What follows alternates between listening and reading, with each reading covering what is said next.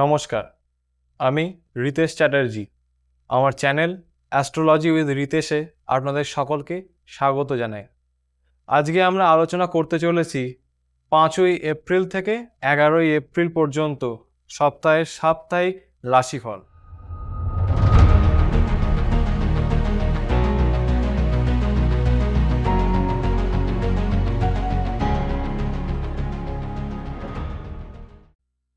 মেষ রাশি, শৌখিনতার ব্যবসায় সফলতা, হঠাৎ অর্থপ্রাপ্তি, মানসিক শান্তির ব্যাঘাত, ঘরে অশান্তি, প্রেমজ সম্পর্কে অবনতি, কর্মসূত্রে বাইরে কোনো ভ্রমণ হতে পারে। বৃষ রাশি, এই সপ্তাহটা কিছুটা চ্যালেঞ্জিং হতে পারে, মায়ের শরীর ভোগাতে পারে, আর্থিক অবস্থা ভালো থাকবে এবং শেয়ার মার্কেট বা ফাটকায় ভালো রোজগার হতে পারে। মিথুন রাশি, রাশির ওপর বৃহস্পতি, কিছুটা স্টেবিলিটি আসবে। আইটি সেক্টর বা প্রাইভেট সেক্টরে যারা চাকরি করছেন তাদের জন্য সময়টা ভালো না, বাবার সাথে মতবিরোধ হতে পারে, পেটের কোনো সমস্যায় ভুগতে পারেন। কর্কট রাশি, অর্থ ব্যয়, গলার সমস্যা দেখা দিতে পারে, মায়ের সাথে সম্পর্ক ভালো হবে। আর্থ্রাইটিসের সমস্যা বা ডান চোখের কোনো সমস্যায় ভুগতে পারেন, বাবার স্বাস্থ্য ভালো যাবে না। সিংহ রাশি, রাশির একাদশে বৃহস্পতি, আর্থিক দিকে শুভ, কিন্তু রাশির ওপরে কেতু, বদনাম হতে পারে।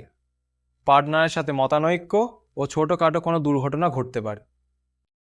কন্যা রাশি, এ সপ্তাহে খরচা একটু বেশি হতে পারে, পার্টনারের সাথে অশান্তি হবে, কোনো গাইনোকোলজিক্যাল প্রবলেম দেখা দিতে পারে। তুলা রাশি, এ সপ্তাহে ইনভেস্টমেন্ট ভালো হবে না, ইনভেস্টমেন্ট বুঝে করুন।